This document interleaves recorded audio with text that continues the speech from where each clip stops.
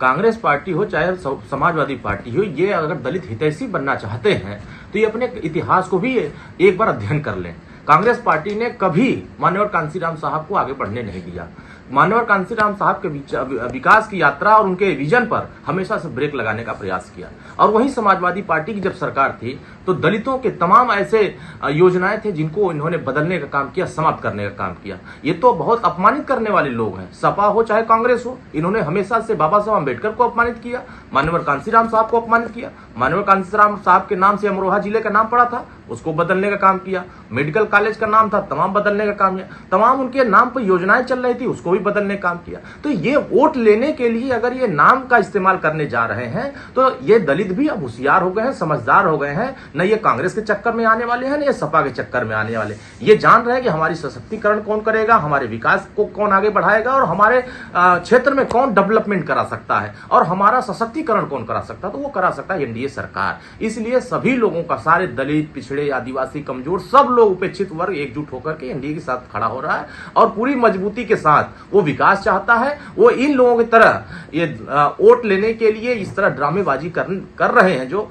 इन लोगों के ड्रामेबाजी के चक्कर में ये लोग नहीं पड़ने वाले हैं। दलित भी होशियार हो चुके हैं, पिछड़े भी अब समझदार हो चुके हैं। ये दलित भी अब मान चुके हैं कि न कांग्रेस हमारा भला कर सकती है, न सपा हमारा भला कर सकती है। अगर कोई भला कर सकता है एनडीए सरकार, माननीय ओम प्रकाश राजभर, सुहेलदेव भारतीय समाज पार्टी और एनडीए सरकार पूरा मिलकर के इनके सशक्तिकरण के अभियान को आगे बढ़ा रही। आप पूरे विश्व में देखा जाए, पूरे देश में देखा जाए, दलितों को सम्मान कौन दिया है?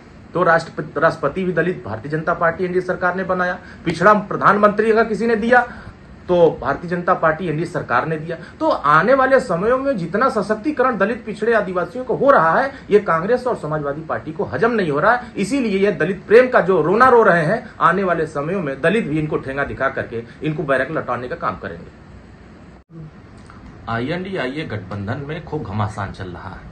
मध्य प्रदेश, छत्तीसगढ़, राजस्थान का चुनाव जैसे ही घोषित हुआ, जितने गठबंधन की हवा भरने वाले लोग थे कि हम एक हैं, हम लोग एक लड़ेंगे, हम 2024 में मोदी जी को हराएंगे, ये सारे दम भरने वालों का दम ही निकल गया। समाजवादी पार्टी कांग्रेस को नहीं देखना चाहती और कांग्रेस समाजवादी पार्टी को नहीं देखना चाहती है। लालू यादव जी की पार्टी जो है कांग्रेस को नहीं देखना चाहती है और कांग्रेस लालू जी की पार्टी को नहीं देखना चाहती। ममता बनर्जी कांग्रेस को नहीं देखना चाहती है, कांग्रेस ममता बनर्जी को नहीं देखना चाहती। तो ये पूरे प्रदेश और देश में जिस तरीके से ये गोल बना करके ये हाथ उठौवल चल रहा था और हाथ मिलौवल कहानी चल रहा था, उसमें अब दरार दिख रहा है और ये उत्तर प्रदेश और अन्य राज्यों में दिखने लगा है। और चुनाव नजदीक आते आते, जैसे अभी मध्य प्रदेश चुनाव में समाजवादी पार्टी भी अपना प्रत्याशी उतार रही, गठबंधन धराशायी हो गया।